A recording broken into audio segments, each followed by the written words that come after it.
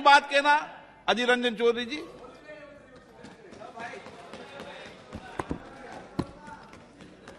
Sir, आपको विराजमान होते हुए हमें बड़े प्रसन्न होते हैं। सर, सबसे पहले मैं ये कहना चाहते हैं कि कल ही ये मुद्दा सदन में आने वाले थे। हम तैयार होकर बैठे भी थे यहाँ, लिस्टेड भी हुई थी सर, लेकिन पता नहीं सत्तारूढ़ पार्टी की तरफ से, कल मैं आसन पे नहीं था इसलिए नहीं आया सर, सत्तारूढ़ पार्टी की तरफ से कल सदन को ठप कराया गया। ये हमारी संसदीय परंपरा में ऐसा नहीं देखा कि ये संसद ठप कराते हैं और सत्तारूढ़ पार्टी खुद। और दूसरी देखा कि हमारे गृह मंत्री नदारत रहे सदन से और स्टेट मिनिस्टर होम वो भी नदारत रही। तो बाद में पता चल कि अंदर की बात क्या है। अंदर की बात यह है कि मोदी जी के साथ हमारे अमित शाह जी शायद कहीं घूमने गए और सदन को अपने भगवान की मर्जी पे खिलौने की तरफ फेंक के चले गए। सर, आज जब सदन में आए, विषय पे बोले सर, विषय में क्या अमित शाह जी बोल रहे थे। सर, आज जब सदन में आए तो अच्छा लग रहे थे कि हमारे अमित शाह जी बार बार जवाहरलाल नेहरू जी को और कांग्रेस पार्टी को तारीफ कर रहे थे। मैंने सोचा क्या देख रहे हैं भाई, ये दिन है या रात है। मैं तो सोचा कि दौड़ के जाए और अमित शाह की मुंह में शक्कर शहद डाले, क्योंकि अमित शाह की मुंह से नेहरू जी की तारीफ, कांग्रेस की तारीफ बकाई, ये मेरे लिए बड़ा अच्छा लगे। लेकिन कुछ ही समय बाद ये पता चले कि पंडित जी नहीं अध्यक्ष जी, जिनको मैंने पंडित नेहरू जी ने तारीफ नहीं करी है, मैंने जो पंडित नेहरू जी ने कहा वो कोट अनकोट कहा है, उसको तारीफ मानना है तो मुझे कोई आपत्ति नहीं है। सर, एक ही बात कहना चाहते हैं कि मान्यवर इधर उधर की बात ना कर, बता कफिला कैसे लूटा। मैं ये कहना चाहते हैं आपको जब जरूरत पड़ते हैं तब नेहरू जी को सहारा लेने पड़ते। आप अगर नेहरू जी को सहारा बराबर लेते रहते तो आज हिंदुस्तान में ये मणिपुर हरियाणा हमें देखने को नहीं होते। ये आप मान के चलिए, ये दिल्ली है, दिल्ली, और ये दिल्ली हमारा दिल है। एक दिन मैंने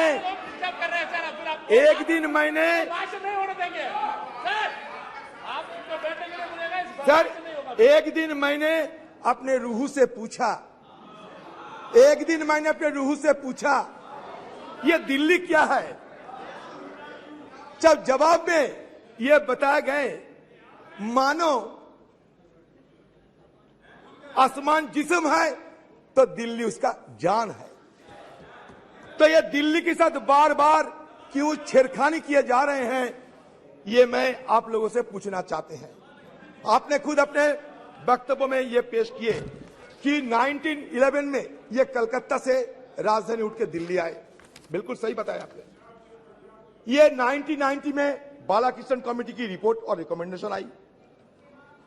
69th amendment 1991 was passed by Parliament, which inserted Articles 239AA and 239BB in the Constitution and provided for a legislative assembly in Delhi. In short, the 69th Amendment Act roughly restored the kind of governance system that was offered to Delhi in 1952, a union territory with a legislative assembly, council of ministers, and an elected chief minister with limited mandate. ये union territory बने 1956 में। देखिए, मेरा सिर्फ यही कहना है कि आप जो भी कहे, शंका हमारे इसलिए है कि हिंदुस्तान में से एक ही राज्य दिल्ली नहीं है। अगर दिल्ली में इस तरीके की छेड़खानी होते रहेंगे तो इसके चलते आप धीरे धीरे हिंदुस्तान की बाकी राज्यों में एक किस्म के ही हमला करते रहेंगे। अगर आपको ये लगे कि यहाँ घोटाला होते रहते, ये घोटाले के लिए क्या ये बिल लाना जरूरी था? आपके हाथ में ईडी है, सीबीआई है, कितने सारे फौजें हैं आपके हाथ में, कितने सारे शक्तियां हैं अपने जेब में, तब उसको इस्तेमाल क्यों नहीं करते? ये घोटाला की चलते, घोटाला की विरोध करने के लिए आपको क्या ये बिल लाना जरूरी था? मैं ये सवाल पूछना चाहते हैं। दूसरी सवाल ये है कि देखिए ये अध्यादेश की घोषणा लोकतांत्रिक और न्यायिक विचार विमर्श का दरकिनार करने का एक स्पष्ट प्रयास है। क्योंकि मैं बता रहा हूं, क्योंकि सुप्रीम कोर्ट की 2023 संविधान पीठ के फैसले के महज 6 दिन बाद ही 17 मई 2023 के अध्यादेश को मंजूरी देने वाले कैबिनेट प्रस्ताव पारित किया गया था, जबकि अध्यादेश को 19 मई को ही कानूनी रूप दिया गया और उसी शाम जैसे ही सुप्रीम कोर्ट की छुट्टियां शुरू हुई, इस अध्यादेश को जनता के लिए लागू कर दिया गया। ये सही है, ये गलत? अब बताओ, इतना जल्दबाजी क्यों आपको लगे कि अध्यादेश के तहत ये बिल लाना जरूरी समझा है आपने? क्यों ये अध्यादेश लाने की क्या जरूरत थी? आप तो सीधा बिल ला सकते। ये जरूरी क्या थी? ये इमरजेंसी क्या थी? एक्स्ट्रा ऑर्डिनरी सिचुएशन क्या थी उस समय? आपको सदन में ये बताना पड़ेगा। देखिए 1991 में the parliament also pass the government of national capital territory of Delhi act to supplement the constitutional provision relating to the legislative assembly and the Council of Ministers. It conferred on the Assembly the power to legislate on all matters in the state list as well as the concurrent list except land, police and public order. Further, in 2018, the Constitution Bench of the Supreme Court has dealt with the issue of the powers of Delhi government. Supreme Court involved the interpretation of Article 239AA of the Constitution, which deals with the governance structure of the national capital. In the ruling, the Constitution Bench held that although Delhi could not be accorded the status of a state, the concept of federalism would still apply to it. ये संघीय ढांचा के लिए हमें चिंता जरूर करना पड़ेगा, क्योंकि हिंदुस्तान में अगर संघीय ढांचा ना बचेगा तो हिंदुस्तान तबाह हो जाएगी। इस कगर में हिंदुस्तान ना जाए, इसलिए हमें चिंता करना जरूरी है।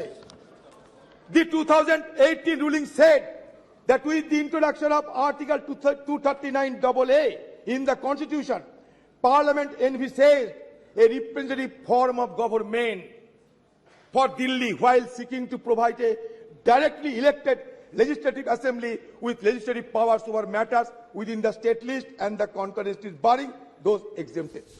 कल हमारा सदन में जब परसों ये चर्चा होते समय हमें जब विरोध करना जरूरी महसूस किया, तो हमारे कोई नेता, ज्ञानी नेता यहाँ उठ के कह रहे थे कि हमारे एरुडाइट हम लोग नहीं है, ये कानून नहीं समझते। मानते हैं, उन जैसा फ्लैम्बॉयंट लीगल लुमिनरी मैं कम से कम नहीं हूं, ये बिल्कुल मानता। लेकिन एक बात जरूर कहना चाहते हैं कि ये जो आपकी तरफ से जो बयान दिया गया था वो भी हमारे पास है। वो ये था कि ये आपने माना कि verdict itself had noted that since there is no central legislation governing the services and the decision making process in Delhi, the power would lie with the elected government. ये आपका तर्क है। आपका दूसरी तर्क ये है, the center has removed the basis and reason on which the judgment was given. The Supreme Court decision on the interpretation of Article 239AA, entry 41 in the absence of any specific parliamentary legislation dealing with the subject of services seemed to be an acknowledgement of the Supreme Court as the superior authority of Parliament to make laws for national capital. ये आपका तर्क यही है। तो इसके साथ मैं ये कहना चाहते हैं, बिल्कुल आपका तर्क सही है, लेकिन ये भी सही है कि review petition filed by the centre in the supreme court claim that Delhi is not a full-fledged state, but only a union territory which is an extension of the union. आपको सुविधा ये मैं बता रहा हूं। The parliament is Delhi's true legislation. ये भी अपने कहते, true legislation, ये भी अपने कहते। The center has argued, however, The May 11 judgment addresses the contention by acknowledging that though Delhi is not a full-fledged state, its legislative assembly is constitutionally entrusted with the power to legislate upon the subjects in the state list and concurrent list. आपके यहाँ बहुत बड़े बड़े वकील बैठे हुए हैं, हमारा रविशंकर प्रसाद जी वो भी है, आप खुद आप देख लीजिए। द यूनानिमस जजमेंट, मैं एक बड़े मेन स्ट्रीम पेपर से मैं ये उद्धृत करते हैं। The unanimous judgement held that दो Delhi is not a state under the first schedule to the constitution, it is conferred with power to legislate upon subject to give effect to the aspiration of the people of NCTD. It has a democratically elected government which is accountable to the people of the NCTD. Under the constitutional scheme envisaged in Article 239AA Clause 3, NCTD was given legislative power which, though limited in many aspects, is similar to states. In the sense, with the addition of Article 239AA, the Constitution created an asymmetric federal model with the Union of India at the center and the NCTD at the regional level. Sir, हमें ये कहना है, जब चुनकर नुमाइंदे आते हैं, चुनकर जब लेजिस्लेटिव असेंबली बनते हैं, तो क्या उनका लेजिस्लेट करने के अधिकार नहीं दिया जाएगा? सब छीन लिया जाएगा? बचपन से सुन के आते हैं कि चोर कतवाल को डांटे। यहां तो लगते हैं कि चोर सिर्फ कतौल का नहीं, कलेक्टर को हुक्म कर रहे हैं, क्योंकि यह सारे जो हमारे लेजिस्लेटिव असेंबली रहेगा, ये लेजिस्लेटिव असेंबली को खत्म करते हुए ये ब्यूरोक्रेट्स पे सारे जिम्मेदारी, सारे अधिकार ब्यूरोक्रेट्स पे सौंपा जाते हैं। ब्यूरोक्रेट्स फैसला करेगा सरकार कैसे चलेगी। ये क्या सही होगा देश के लिए? हमें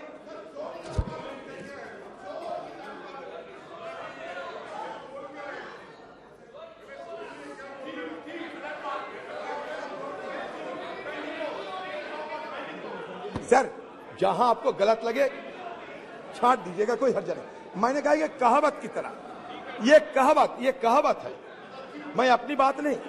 the court had held that the executive power of the Delhi government was coextensive with its legislative power. That is, the executive arm of the government covers all the subjects, including services except public order, police, land, for which the legislative arm can make laws. आप ये कह सकते हैं कि हमारे parliament उससे भी शक्तिशाली है, बिल्कुल आप कह सकते हैं, आपको अधिकार है। लेकिन इसमें और एक बात है, ये मैं नहीं कह रहे, ये डॉक्टर PDT आचार्य साहब, एक कॉन्स्टिट्यूशनलिस्ट, वो कह रहे क्या जानते हैं? When we analyze the key provision of this ordinance in terms of Article 239AA as well as GNCTD Act 1991, it will be found to not be in conformity with the Constitution. Article 239AA Clause 7 empowers Parliament to make a law to supplement the provisions contained in that article. मानते हैं, लेकिन इसके साथ क्या होते हैं? To supplement the provision does not mean making contrary provision. Parliament has not given any power in this article to make a law conferring all powers on the Lieutenant Governor with respect to the administration of the territory of Delhi. हमारा आपत्ति ये है, ये कानूनी आपत्ति है sir. ये हम कोई मनगढ़ंत आपत्ति नहीं करते, कोई अलायंस के चलते, ये कोई दूसरी वजह से। ये हमारे फेडरल स्ट्रक्चर इसमें बड़ा संगीन हालत में गुजर सकते, इसलिए हम पहले ही चेतावनी देना चाहते हैं। आप यहाँ कहते हैं कि हम ये क्या बनाएंगे, एक नया एक ढांचा बनाएंगे NCCA से। क्या होगा उसमें? उसमें जो चीफ मिनिस्टर रहेगी उनकी बात नहीं चलेगा, जो सेक्रेटरी वो फैसला करेगी, और सेक्रेटरी अगर चाहे तो चीफ मिनिस्टर की कोई सिद्धांत में वो वेटो भी दे सकते हैं। ये चीफ सेक्रेटरी ये क्या करते हैं? Chief secretary would represent the will of the officer of the GNCTD, government of the national capital territory of Delhi. Supreme court क्या कहते हैं? सुप्रीम कोर्ट कहते हैं, supreme court had envisaged a neutral civil service carrying out the day-to-day decision of the Council of Ministers. The NCCA attempts to bring civil service officers out of the administrative control of the elected ministers. ministers who embody the will of the people and transform them into power lobby. हमारा यही कहना है कि सारे क्षमता अगर bureaucrat पे छोड़ देंगे आप, तो हमें चुनकर यहाँ आने की क्या जरूरत है। ये ट्रिपल कमांड, हमारे जो ट्रिपल कमांड जो चलते हैं, एक बार जनता हमें चुनते हैं, चुनने के बाद यहाँ आते हैं, यहाँ हम लोग आम लोगों के लिए हमारी जिम्मेवारी दिखाते हैं। अकाउंटेबिलिटी आम लोगों के समीप हमें रखना पड़ते। ये जो ट्रिपल चेन जो कमांड है, ये ट्रिपल चेन कमांड हमारी देश की बुनियादी ढांचे के लिए एक अहम हिस्सा होते हैं। अब इसको तोड़ने का कोशिश करते हैं, इसलिए हमारी आपके विरोध या खड़ा होने पड़ते। सर हो गया सर। और एक बात है सर, ये सर देखिए, ये और एक बात है, there is yet another provision, ये 45J+4 which introduces a new procedure for summoning and proroguing a session of the assembly.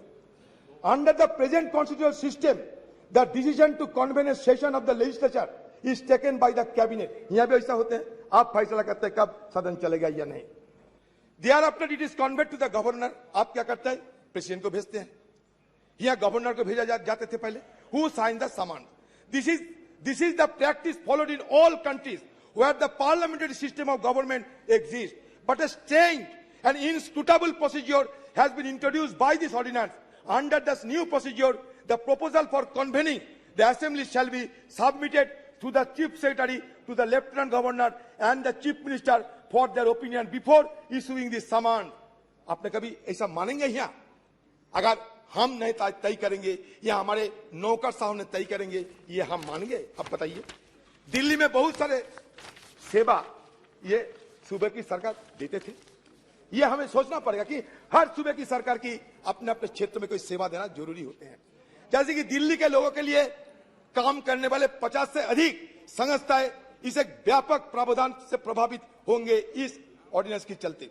इनका नियंत्रण दिल्ली के लोगों से लेकर केंद्र के पास चले जाएगा। ये संस्थाएं दिल्ली के यातायात, परिवहन, जल और बिजली आपूर्ति जैसे विभिन्न क्षेत्रों में काम करती है, जिसमें दिल्ली ट्रांसपोर्ट कॉर्पोरेशन, दिल्ली जल board, Delhi state industrial development corporation, Delhi women commission, Delhi electricity regulatory board सहित कोई महत्वपूर्ण संस्थाएं शामिल है। इन सभी संस्थाओं के विशेष रूप से राष्ट्रीय राजधानी दिल्ली के मतदाताओं के जरूरत के पूरा करने के लिए गठित किया गया है और यह दिल्ली का जनता की रोजमर्रा की जीवन की प्रभावित करती है। इस संस्थाएं राष्ट्रीय राजधानी दिल्ली द्वारा वित्त पोषित है। सिविल सर्विस के बाद ये संस्थाएं दिल्ली में प्रशासनिक कार्य करते हैं और प्रशासन का केंद्र है। इस प्रावधान के तहत सबसे बड़ी मनमानी ये की गई है कि इन सभी संस्थाओं के लिए बजट दिल्ली विधानसभा और दिल्ली से पारित किया जाएगा, मगर इनमें नियुक्तियां केंद्रीय राजनीतिक अधिकारियों द्वारा किया जाएगा। तो ये मनमानी तरीके से इस तरीके की बिल मत लाया करो, एक ब्यूरोक्रेट पे सारे जिम्मेवारी मत छोड़ो, क्योंकि हमारे हिंदुस्तान में एक चेक्स एंड बैलेंस होते हैं। ये चेक्स एंड बैलेंस को मत तोड़ो। अगर चेक्स एंड बैलेंस टूट जाएगा तो हिंदुस्तान नामक जो देश है इसके लिए बड़ा खतरा पैदा होगी। इसलिए कहते हैं आप भगवान आपको ज्यादा ज्ञान दे, आपको ज्यादा बुद्धि दे और ये आप प्रत्याहार करें। सर, मैं मेरे मित्र माननीय अधीर रंजन जी से सिर्फ इतना पूछना चाहता हूं कि इनके पंजाब के माननीय सदस्य बिट्टू जी बैठे हैं, मनीष जी बैठे हैं, अमर सिंह जी बैठे हैं, इनके दिल्ली के नेता संदीप दीक्षित जी रोज बयान पे बयान दे रहे हैं, तो इनका क्या मत है इसके विषय में?